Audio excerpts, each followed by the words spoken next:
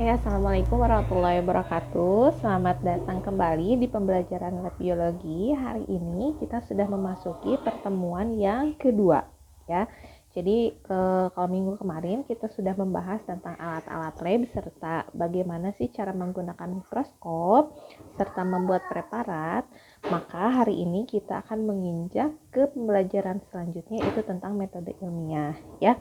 Nah, mungkin wali kelasmu sudah membagikan modulnya, ya. Jadi di modulnya itu Ibu sudah menjelaskan sedikit tentang dasar teorinya, juga tahapan-tahapannya serta contoh-contohnya. Ya. Baik. Nah, jadi metode ilmiah itu adalah suatu cara yang digunakan oleh seorang peneliti secara sistematis ketika untuk melakukan suatu prosedur ilmiah atau untuk memecahkan masalah, ya. Jadi urutannya ini sistematis dan ditujukan untuk memecahkan masalah. Nah, masalahnya apa? Ini masalah-masalah yang berkaitan dengan kehidupan sehari-hari, tapi saintis gitu ya. Nah, bagaimana sih caranya kita bisa menyelesaikan permasalahan ilmiah dengan menggunakan metode ilmiah?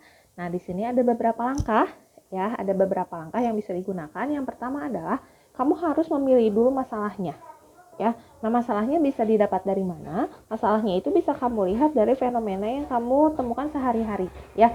Misalnya kamu menemukan fenomena kalau kamu memotong buah apel misalnya, ya, kemudian dibiarkan di udara terbuka, maka itu akan berubah dagingnya menjadi kecoklatan. Nah, misalnya seperti itu.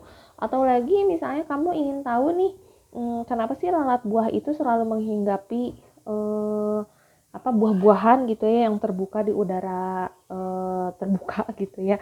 Nah, kamu penasaran apakah semua jenis buah itu yang akan dihinggapi dengan lalat buah atau tidak? Nah, misalnya kamu memilih masalah seperti itu. Yang kedua, kamu kumpulkan informasi yang mendukung dengan permasalahan yang permasalahan yang ingin kamu teliti lebih jauh, ya. Misalnya informasinya bisa kamu temukan lewat internet, lewat buku, bertanya kepada narasumber atau kepada wawancara kepada para ahli gitu ya. Nah, ini informasinya bisa kamu kumpulkan dari mana saja, yang penting relevan dengan masalah yang akan kamu pilih. Yang ketiga, kamu rumuskan masalahnya. Nah, merumuskan masalah itu ada formulanya, ya. Jadi namanya rumusan masalah itu dibentuk dalam sebuah kalimat tanya, ya. Dibentuk dalam sebuah kalimat tanya. Misalnya seperti apa? Misalnya seperti ini, ya. Bagaimana pengaruh X terhadap Y misalnya, ya. Nah, sebelum merumuskan masalah, mungkin kamu ada baiknya tahu tentang variabel dulu, ya. Variabel yang ada dalam penelitian itu ada 3. Yang pertama adalah variabel kontrol, yang kedua adalah variabel bebas, yang ketiga adalah variabel terikat. Jadi, kalau variabel kontrol itu adalah variabel yang kamu buat sama. Misalnya begini, kamu ingin tahu bagaimana lalat buah itu menghinggapi buah-buahan, ya. Misalnya, apakah semua jenis buah-buahan atau tidak? Maka kamu buat kontrolnya yaitu buah-buahan, jenis buah-buahan, ya, atau jenis atau buah-buahan gitu ya. Nah, itu adalah variabel kontrolnya. Jadi tidak semuanya kamu ambil, karena bisa saja makanan yang lain gitu ya, roti atau sayur atau makanan-makanan yang lainnya. Tapi kamu batasi kontrolnya itu adalah buah-buahan, ya. Kemudian ada variabel bebas. Nah, variabel bebas ini adalah variabel yang mempengaruhi atau sengaja dibuat berbeda, ya. Misalnya kan buah-buahan nih kontrolnya, kamu bikin berbeda. Apa? Misalnya yang satu buahnya rasanya manis, yang kedua buahnya rasanya tawar, misalnya, ya. Kemudian yang ketiga buahnya rasanya pahit gitu. Nah, itu adalah variabel bebas. Kemudian yang ketiga adalah variabel terikat. Nah, variabel terikat ini adalah variabel yang ingin kita observasi. Misalnya adalah jumlah lalat buah yang hinggap gitu, ya. Nah, Kemudian bagaimana merumuskan masalahnya? Nah, merumuskan masalahnya bisa dengan cara yang pertama, adakah pengaruh variabel bebas terhadap variabel terikat? Misalnya gimana? Adakah pengaruh kemanisan buah terhadap jumlah lalat buah yang hinggap misalnya. Kemudian yang kedua, rumusannya adalah bagaimana pengaruh variabel bebas terhadap variabel terikat, ya. Jadi kalimatnya seperti ini. Bagaimanakah pengaruh tingkat kemanisan suatu buah terhadap munculnya lalat buah gitu. Ya, paham ya? Jadi untuk merumuskan masalah itu adalah berupa kalimat tanya yang ringkas, jelas, dan bermakna. Oke?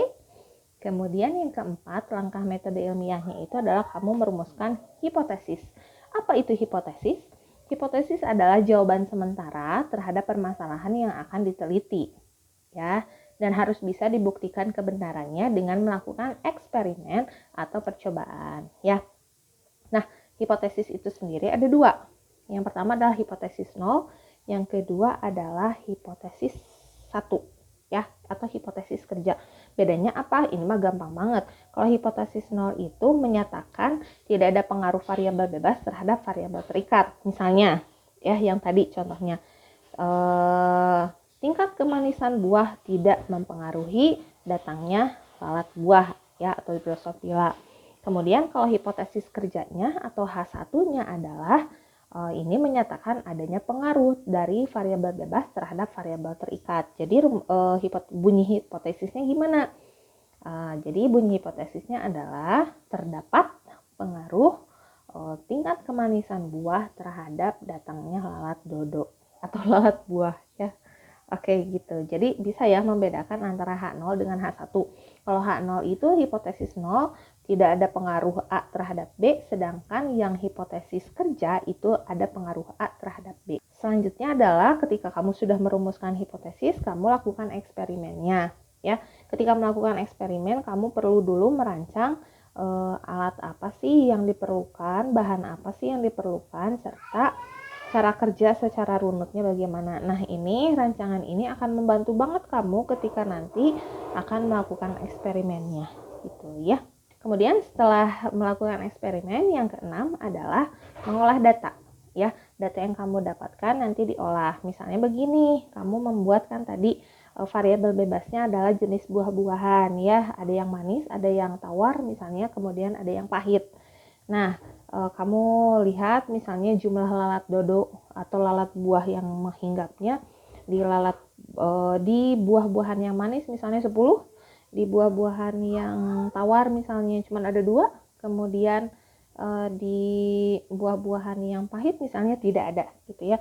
Nah, kamu olah bisa buat berupa grafik, bisa berupa diagram, bisa rata-rata, presentase, dan lain-lain, ya. Jadi kamu olah, kemudian dianalisis. Nah, dianalisis itu kamu kaitkan dengan dasar teori yang tadi sudah kamu kumpulkan di pengumpulan informasi, ya. Setelah diolah dan dianalisis datanya, kamu tarik kesimpulan. Cara narik kesimpulan gimana, Bu? Gampang banget. Jadi kamu tinggal menjawab dari rumusan masalah atau dari hipotesis. Ya, misalnya gimana? Kesimpulannya. H1. Tadi kan misalnya H1, terdapat pengaruh tingkat kemanisan buah terhadap datangnya lalat buah. Maka kesimpulannya adalah ketika kamu sudah melakukan eksperimen, mengolah data dan dianalisis, kamu tarik kesimpulan bahwa ternyata terdapat pengaruh tingkat kemanisan buah terhadap munculnya lalat buah, gitu ya. Maka H1-nya diterima. Kalau misalnya ternyata tidak ada pengaruh, maka bunyi kesimpulannya adalah tidak terdapat pengaruh tingkat kemanisan buah terhadap munculnya lalat buah, maka H1-nya ditolak, gitu. Kemudian yang ke-8 adalah mempublikasikan hasil penelitian. Nah, publikasi ini tujuannya supaya orang lain itu tahu penelitian yang kamu lakukan, sehingga ada manfaatnya gitu ya, untuk menambah wawasan dan lain sebagainya. Publikasinya bisa berupa apa? Yang pertama adalah laporan tertulis, yang kedua bisa forum diskusi, kemudian ada seminar, kemudian ada penulisan artikel, jurnal dan sebagainya ya. Oke, begitu. Nah, untuk contoh laporan kerjanya, laporan kerja ilmiah bisa kamu baca di modul yang sudah Ibu buat ya di halaman 6. Nah, apa yang harus kamu lakukan sekarang di jam PM ini? Yang pertama adalah setelah kamu menonton video ini, kamu tentukan atau kamu pilih masalah yang akan kamu teliti lebih jauh gitu ya. Nanti kamu oret-oret dulu, kamu bisa juga pakai tabel yang ada di halaman 7 ya. Jadi kamu tulis dulu judul penelitiannya.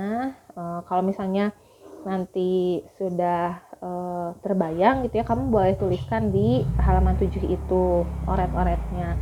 Nah, sebelum kamu beranjak ke penelitiannya, kamu harus tahu judul kamu bisa dilakukan atau tidak dengan cara mengajukan judul itu kepada kami ya, ke Bu Yeni atau ke Bu Rina atau Bu Hana ya, di forum ruang belajar kita buka di diskusi ya, ruang diskusi ketika KBM ya. Nah, jadi kamu ajukan di situ, formatnya nanti ada ya, kalian baca sendiri di ruang belajarnya format pengajuan judulnya. Nanti kalau misalnya sudah di ACC, kamu tahunya adalah hari berikutnya ya. Jadi kami juga perlu waktu melihat ini bisa dilakukan atau tidak. Kami akan berikan berupa file ke KM dan nanti KM membagikan mana siswa-siswa yang judulnya di ACC dan tidak. Kalau di ACC bisa langsung eksekusi ya, bisa langsung dicoba. Kemudian jangan lupa didokumentasikan, nanti dokumentasinya akan kami nilai. Kalau misalnya yang tidak di ACC, berarti kamu harus mengajukan judul yang baru. Ya, oke. Nanti kami akan ACC lagi, kemudian nanti akan kami berikan feedbacknya lagi. Begitu saja ya untuk penjelasan PM hari ini. Nanti 15 menit atau 20 menit menjelang berakhirnya jam pelajaran lab biologi, kamu biasa mengajukan judul di forum diskusi. Oke, terima kasih. Wassalamualaikum warahmatullahi wabarakatuh.